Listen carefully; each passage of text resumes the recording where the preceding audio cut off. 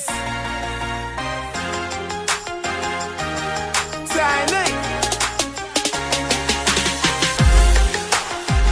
Mitsubishi, the group behind the 3 red rhombus logo, producer of many common electrical goods, paper mills and even forklifts.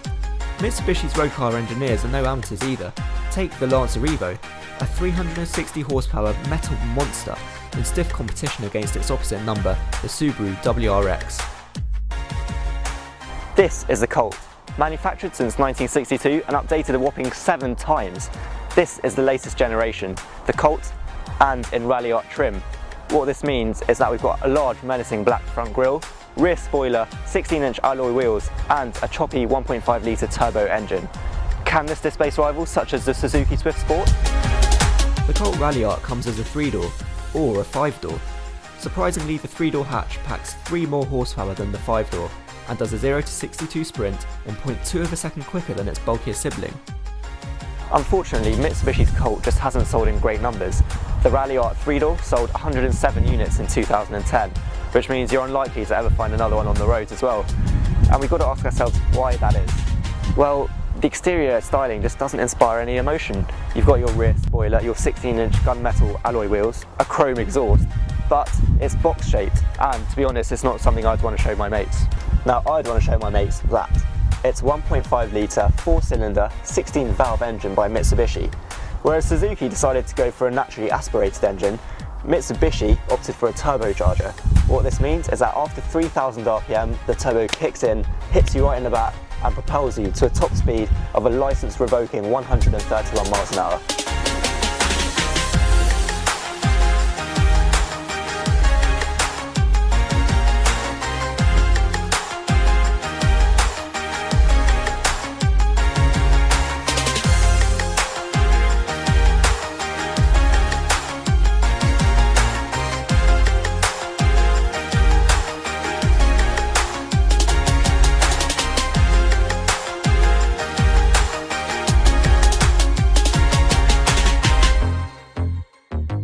The real Achilles heel of this Mitsubishi Colt is its height.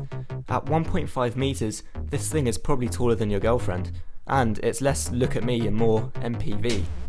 So, what's the Colt like to drive? Well, I guess there's only one way to find out. Once you turn the key in the ignition, you can hear the 1.5 litre turbo really roar to life.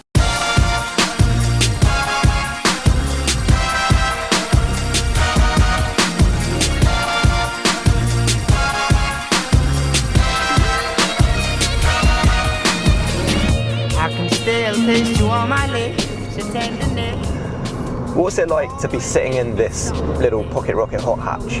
Well, there's a lot of plastic everywhere, along the window sills, on the dash. It's covered in this sort of texturized plastic. Now, it's not particularly nice to be sitting in, but then again, you've got to bear in mind who this car is aimed for, which is the younger market. A bit of plastic is not going to hurt anyone. We've got 2 electric windows in the front, 2 in the back. You've also got your window lock on the side and your air vents, which are multiple spaced around. You understand, with you I won't be a better man. Now, entertainment. What have we got? Well, flick on the radio. Yeah, it's good enough. There's 5 speakers in here. They provide adequate amounts of sound. This entertainment unit also comes with a built-in CD player and an auxiliary port. Now, that aux is great for an iPod, but it means that you've always got to be carrying around a male-to-male lead, and that's just not something that everyone has with them. The multi-function steering wheel does a surprisingly good job. You've got your volume controls for the entertainment unit. If by entertainment unit you just mean a LCD radio screen. And to the right you've got your settings for the cruise control. On, off, setting the speed, it does everything you need right here.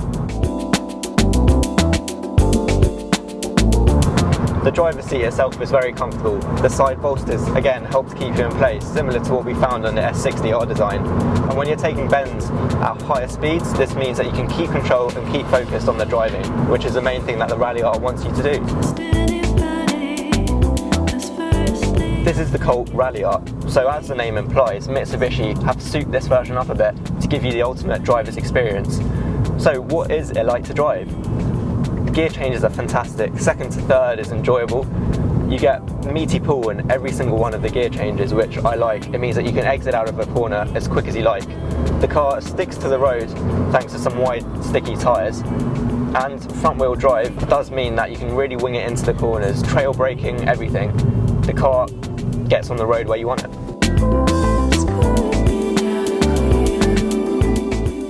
Acceleration, what's it like from low speeds? The turbo really comes in after 3,000 RPM, and second to third is a particularly nice gear change, but altogether the feeling is that of power. This thing with its 1.5 litre and this turbocharger means that the car is a little pocket rocket.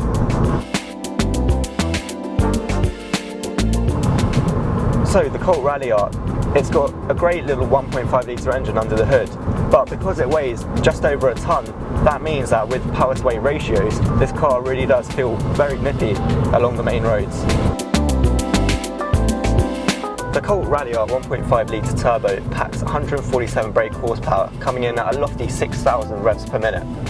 One of the issues the Colt Ralliart has is torque steer. This is what happens when you have a front wheel drive vehicle with too much power. It's got two McPherson struts on the front axles, but it is quite bumpy. Suspension is firm, which means that you do feel all the little bumps and niggles in the road, but the thing corners extremely well. The steering wheel is very responsive, and I can feel everything that's going on in the road. The feedback is great. What's it like as an everyday cruiser? That's what I want to know. Can this stack up as a car that I'd want to use every day? It's all very well me winging it around the country roads, but when it comes to the crunch, the most miles that teens are going to be doing is back and forth from your mate's house. And can this car achieve that in comfort and in fashion? Fashion-wise, I'm not sure it's right there with the best. The exterior styling just isn't there for Mitsubishi. The high roof line, the jagged edges along the back. There is a rear spoiler which does help complement the look, and 16-inch gunmetal alloys really do complete the lower end feel of the car. But on the inside you've got these sweeping high C-pillars that obscure my visibility. The wing mirrors, they do provide me a lot of view outside of the window, and there's no chance I'm going to crash into anyone in my blind spot. But it just feels a bit clunky, not completely well put together. Let me give you an example. This chair makes this really odd noise when I push my back up against it. Now I'm not just sure if I haven't got it in the right position or whether it's just an example of bad interior build quality, but it doesn't inspire confidence in me. So, the price. That's what it's going to come down to for the younger generation. How much does this car cost to get on the road?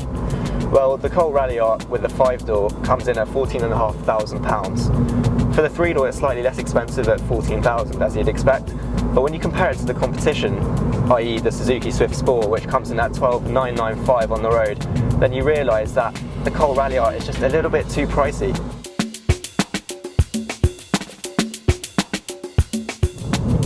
What's the best way to go about buying one of these Colt Ralliarts? Well, in my opinion, I've scoured Auto Trader and I managed to find some really pristine 10,000 mile versions for about 7 or 8 grand, which is a fantastic price. The only issue is insurance. If you're 21 years old, insurance is going to run you at £1,500. As you get older, obviously that price drops. 23-year-old male is £1,000, 26-year-old male is still £800. This thing isn't cheap to insure, and that's probably because of its power. That's not what I want to be. Oh Lord, still you always keep me wanting. Oh, let me go, you let me down. When I'm with you, I'm broken now. You made me think, you understand. With you I won't be your better man. Now, ordinarily we wouldn't really care about the back seats. Hot hatches are clearly designed for 2 people in the front, no one in the back. But as this is a 5-door variant, let's have a look to see how much room there is in there.